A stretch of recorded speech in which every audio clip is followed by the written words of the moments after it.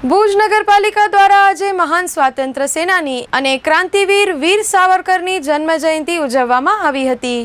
શહેરના મુખ્ય મથક ખાતે આયોજિત કાર્યક્રમમાં નગરપાલિકાના પ્રમુખ રશ્મિબેન સોલંકી, જયેશભાઈ ઠક્કર તેમજ અન્ય હોદ્દેદારો અને કર્મચારીઓ ઉપસ્થિત રહ્યા હતા। આ અવસરે સાવરકરની પ્રતિમાને પુષ્પાંજલિ અર્પણ કરવામાં આવી હતી।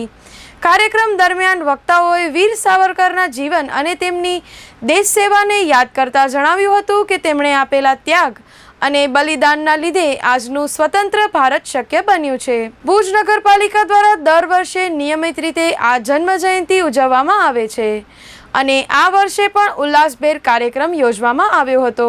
આજરોજ આદરણીય શ્રી વીર સાવરકરજીની 142મી જન્મજયંતિ પર એમની પ્રતિમાને હારારોપણ કરવામાં આવી ભુજ નગરપાલિકા દ્વારા।